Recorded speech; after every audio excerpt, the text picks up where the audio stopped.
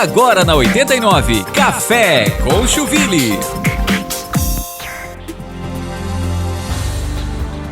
Olá, meus amigos, sejam muito bem-vindos a mais um programa Café com Chuville aqui na 89 FM, esse programa de todos os sábados, onde você sempre acompanha aqui na Rádio 89 e também do nosso canal do Chuville Notícias no YouTube, um bate-papo de mais ou menos 20 minutos, onde a gente traz sempre um assunto novo. Esses últimos programas a gente estava conversando sobre saúde, educação, algo que é uma preocupação da população de Joinville, e hoje a gente vai falar sobre um outro aspecto que também preocupa a nossa sociedade joinvilense, que é a segurança pública, sim, e principalmente aquela voltada às mulheres.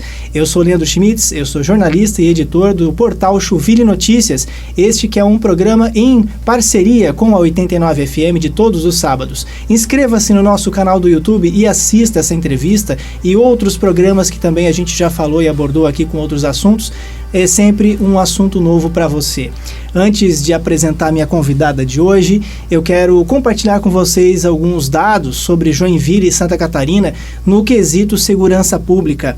A gente fala muito de feminicídios e essa é uma informação importante porque agora, em 2024, nós estamos em abril, já são ao total 12 feminicídios, ou seja, proporcionalmente ao ano passado já são mais, um número maior, porque no ano passado, se contar aí as tentativas de feminicídio e os feminicídios em si, somaram-se 44 tentativas. Isso para um estado de Santa Catarina é muita coisa, dada todas as campanhas que já são feitas, todas essas políticas de conscientização, organizações sociais que tentam disseminar essa informação, mas qual é o papel do Estado que a gente fala é ente federativo, é Estado de Santa Catarina, o município de Joinville, enfim, prefeitura, governo federal e estadual, qual é o papel, então, do governo, do Estado, nesse quesito? Será que realmente a questão é somente familiar, é somente problema social ou tem mais coisas envolvidas? Então, dada essa proporção, hoje nós temos uma delegacia especial aqui em Joinville, que é voltada à proteção às mulheres, crianças e idosos, adolescentes aqui em Joinville, e por conta de uma lei até do ano passado, lei federal sancionada pelo governo, pelo presidente Lula, essas delegacias em todo o Brasil deveriam estar abertas 24 horas. No entanto, aqui em Santa Catarina, por falta de efetivos policiais civis, psicólogos e assistentes sociais, isso não vem acontecendo. Infelizmente, hoje, se você, mulher, ou você, familiar, estiver aqui assistindo o nosso programa, escutando o nosso programa aqui na 89 FM, e tiver, porventura, procurado a Delegacia da Mulher aqui em Joinville, procurou, de repente, encontrou a porta fechada. E isso não dá para dizer que é normal, mas infelizmente acontece. Está funcionando hoje praticamente entre o meio-dia e as 19 horas, porque realmente, segundo o governo do estado de Santa Catarina, não há efetivo para manter essas portas abertas. E é sobre esse assunto que a gente vai falar no Café com Chuville na 89 FM de hoje. Eu convidei aqui a Anne Wisbeck, ela que é ela é integrante do movimento feminista da diversidade aqui em Joinville. Seja muito bem-vinda ao nosso programa, Anne. Obrigada, boa tarde. E esse programa que vai ao ar aos sábados, né? Nós estamos gravando hoje terça-feira, mas ele vai ao ar aos sábados e também no canal do nosso YouTube, né?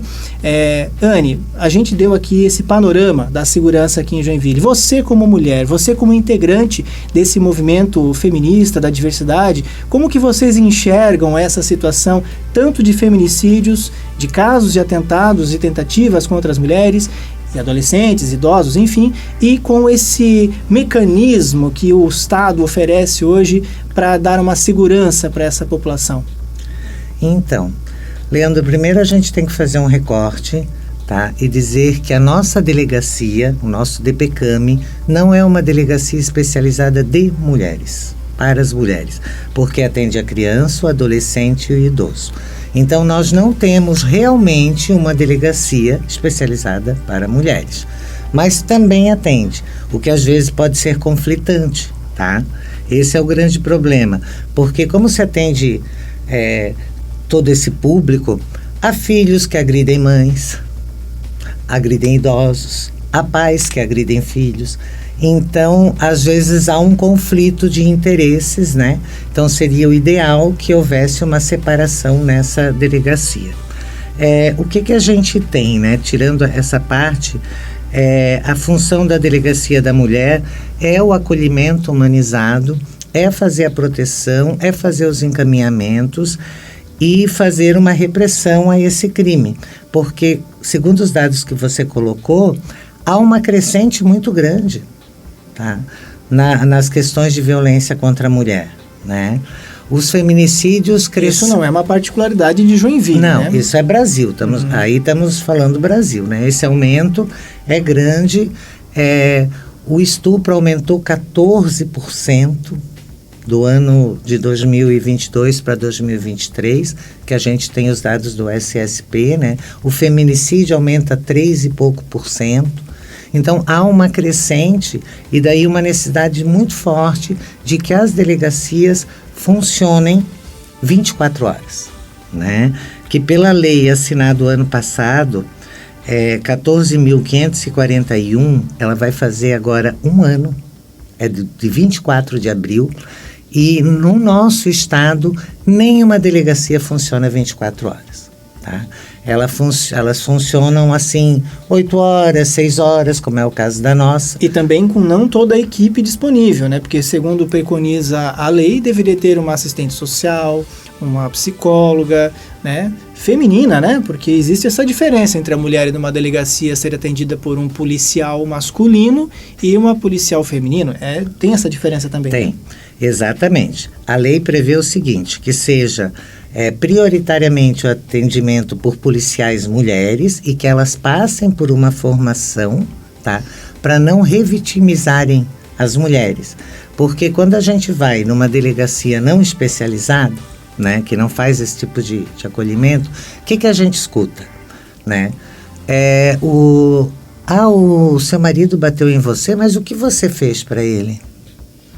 Você foi estuprada, que roupa você estava usando? Isso é revitimizar. De novo é colocar a culpa na vítima. E aí a mulher não fala nada, a mulher vai embora.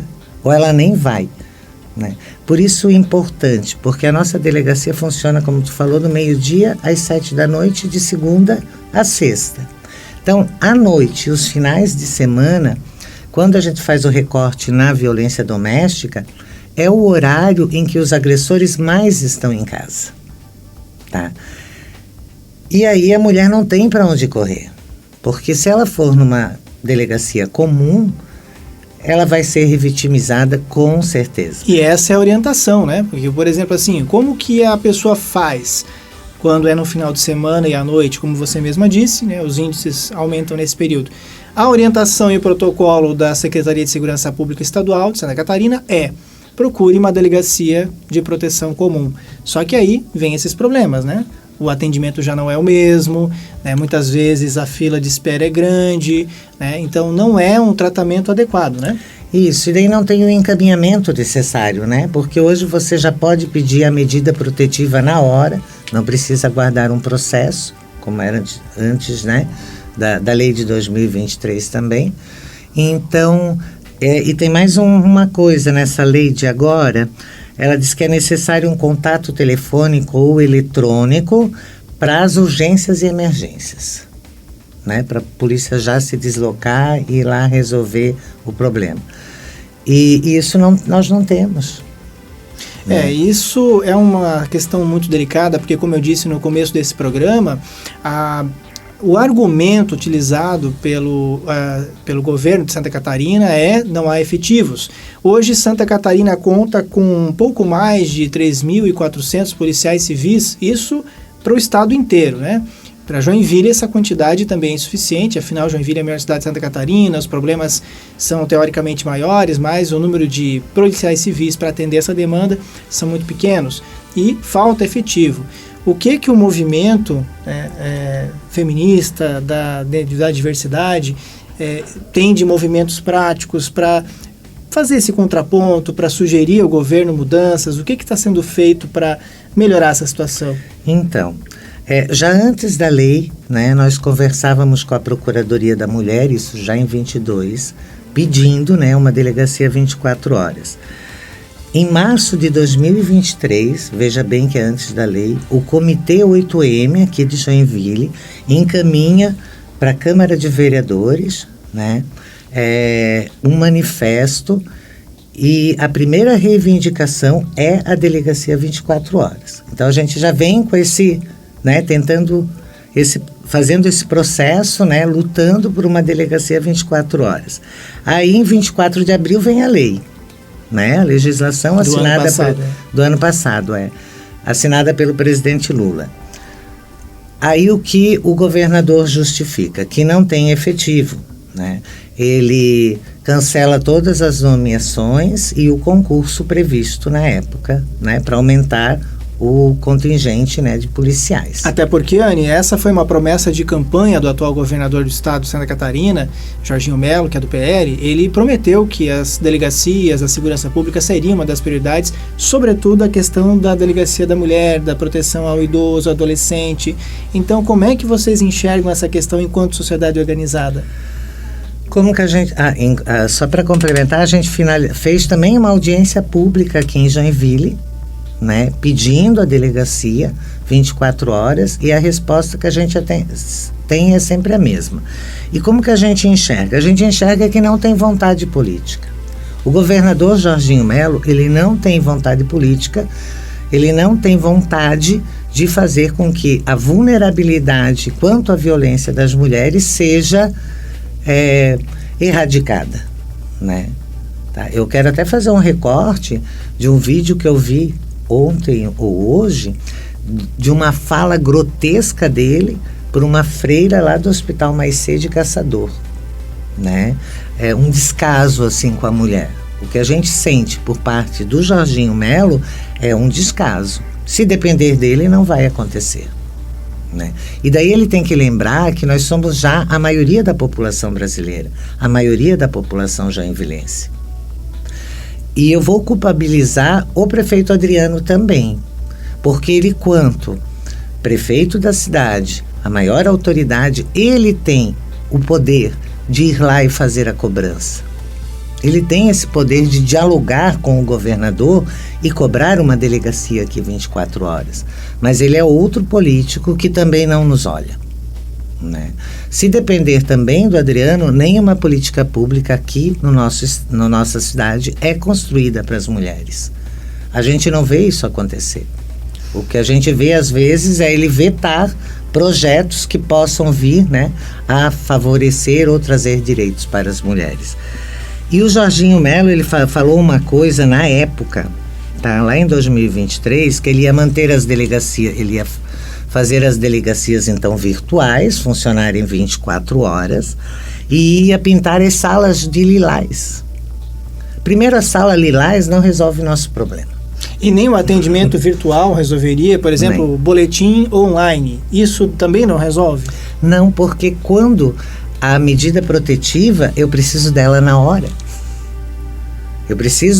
A mulher precisa se afastar do seu agressor na hora, não é online que ela vai se afastar. Outro ponto interessante que você citou, Anny, medida protetiva. Vocês, enquanto sociedade organizada, voltada para a diversidade e a mulher, como vocês enxergam hoje a medida protetiva?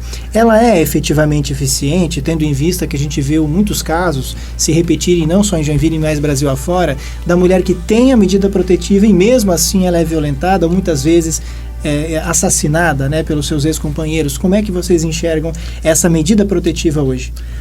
Ela não é efetiva como deveria, tá? Realmente, né? Alguns homens não se intimidam com a medida protetiva. Uma das lutas das mulheres, e não é só a nossa, né? Mas é uma luta que está numa crescente dentro dos movimentos de mulheres, é que os homens, os agressores, que têm medida protetiva, né, assinada contra eles, usem tornozeleira eletrônica. Isso hoje não é possível. Não, hoje isso não acontece. Jurisdição que cuide disso. E o que pode ser feito, então? O que está sendo feito? Precisa de uma audiência pública? Precisa de uma lei do parlamento? O que precisa? Eu acho que a gente precisa avançar, né, para uma legislação estadual, tá? Dentro desse trâmite, para que realmente coloque isso, pelo menos a nível de Santa Catarina, e, se possível, ampliar para a federal. Existe algum outro estado brasileiro que pratica isso? Que a gente tenha conhecimento, não. Tá? Seria inovador em Santa Catarina? Seria inovador, né? Essa é uma proposta interessante, né, que a gente já tem conversado e dialogado com outros movimentos também sociais do Estado, né? Porque talvez ali haja uma intimidação real, né? Porque se a pessoa está usando uma tornozeleira eletrônica e ela é vigiada, né, ela pode ir presa, tá? Se ela não cumprir o distanciamento, né, necessário. Essa questão quando a gente fala em não é o ideal virtual, tá? Tem muitas mulheres que elas precisam se afastar do agressor naquela hora. Elas estão correndo risco de vida. E elas precisam ir para uma casa de acolhimento. Em Joinville nós só temos uma, e daí vamos entrar também na questão mais uma questão da segurança da mulher, que tem 24 vagas.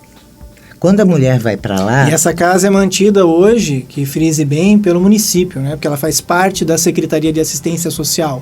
É o município que cuida dessa casa especificamente. Isso. E é muito pouco o número de vagas. Tá? Então lá vão as mulheres em risco de vida mesmo, né? Que estão correndo risco. Porém, as demais mulheres que não estão com risco tão iminente não têm esse direito, porque não vai ter a vaga.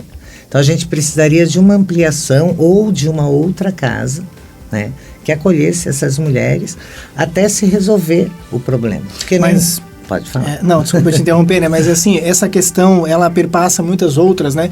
Porque a gente está discutindo aqui de um problema fim, né? Mas se você tentar olhar a origem desse problema, vocês, enquanto uma sociedade organizada, como é que vocês enxergam isso? O futuro, nessa geração que está chegando, como vocês enxergam a educação neste sentido? Ela teria que partir das casas, das famílias, né, ou da escola, qual é o papel da escola e da família, para que a gente reduza cada vez mais, para não precisar todos esses mecanismos para combate, porque a gente teria que partir de um pressuposto da educação. Como é que vocês enxergam essa questão?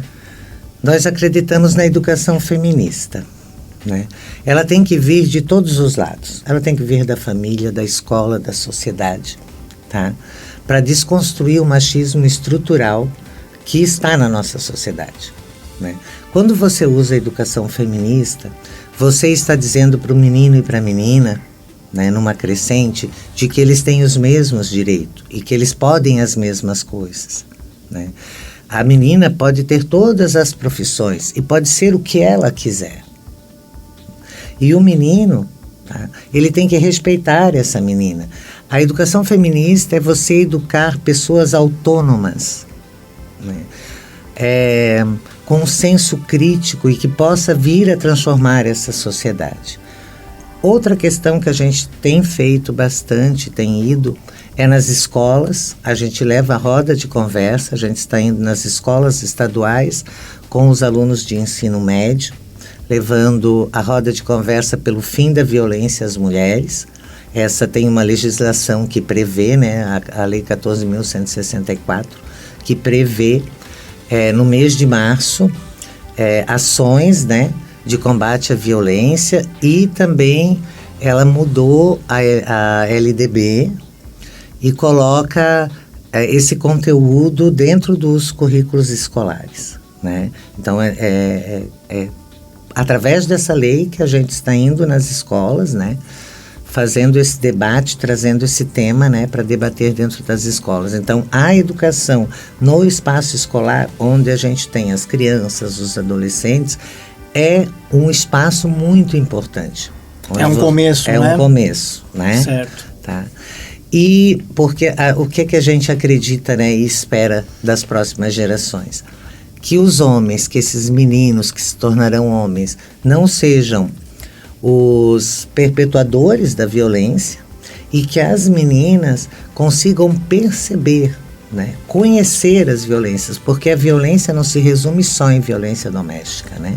Nós temos as violências sexuais, as LGBTfobias, nós temos o racismo, temos os assédios, e a mulher é a pessoa mais violentada, né, em todos esses Quando a gente fala de violência, é a mulher a mais violentada, porque ela ainda é um ser vulnerável, porque ela foi colocada sempre como subjugada, como inferior ao homem, né? Então, a sociedade, por ser uma sociedade machista, porque ela cria, né, os seus filhos de uma forma machista, ela perpetua isso, né? E ela violenta a mulher sempre que a mulher incomoda. É um processo histórico, né, Anne? É um processo histórico. Muito bacana o nosso bate-papo aqui, Anne. Eu te agradeço aí a tua presença no nosso programa de hoje. Eu gostaria que você deixasse a tua consideração, você enquanto representante desse movimento feminista da diversidade aqui em Joinville.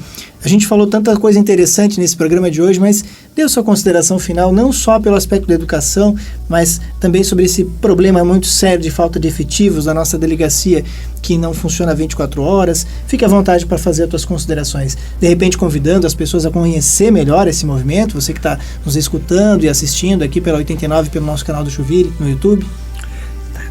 Vou falar um pouquinho do movimento, então, para a gente finalizar, né? O movimento feminista da diversidade, ele é um coletivo de mulheres, né? É a sociedade civil organizada que faz a defesa das mulheres, combate a violência e luta pela garantia e ampliação dos direitos das mulheres. Nós atuamos, gente, de várias formas, com rodas de conversa, com propostas de projeto de lei. Levamos agora um para a deputada federal Ana Paula Lima, né, sobre a história das mulheres, para também ser introduzido nos currículos escolares. A gente recebe as mulheres que são vítimas, né, e tenta dar os encaminhamentos necessários. Enfim, nós São muitas lutamos, coisas, né? São várias ações. E quem quiser conhecer melhor o trabalho de vocês, qual é a melhor forma de contato? WhatsApp, site, endereço? Segue as nossas redes, né? Existem redes específicas? Sim, Instagram, no Instagram e Facebook. Qual é né? o nome específico que a pessoa te encontra, por exemplo, no Facebook? No Facebook é Movimento Feminista da Diversidade. Que é o mesmo nome no Instagram? No Insta vai achar @move Feminista da Diversidade, né? Entra lá, siga as nossas redes, acompanhe as nossas ações, se engaje nessa luta, tá? Nós avançamos muito nesses últimos 200 anos, né, em direitos, mas ainda temos muito a alcançar. A violência, né, contra nós, feminicídio, estupro e tudo isso que a gente conversou aqui, ainda é uma grande luta e uma conquista para que a gente realmente possa ser livre, no mais amplo sentido, né?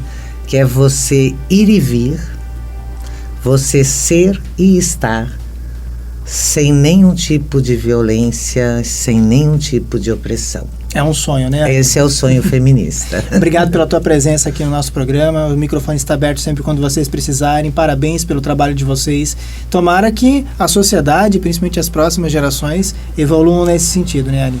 Mais uma vez, obrigado. E você que está aí nos escutando pelo 89 FM e também assistindo pelo nosso canal do YouTube, siga aí as redes sociais do Movimento Feminista da Diversidade de Joinville, conheça melhor o trabalho delas, se engaje. Você que é mulher aí, que está nos escutando, nos assistindo, participe, né? A união faz a força. É aquele ditado que diz e é muito forte, a união faz a força. E a gente está no momento de transição, é o momento onde a gente consegue se opor a um sistema que é muito antigo nessa situação feminista, de feminicídio, né, do machismo, enfim, tantos problemas sociais que a gente tem, e o papel da mulher é preponderante, né, é importante nesse sentido.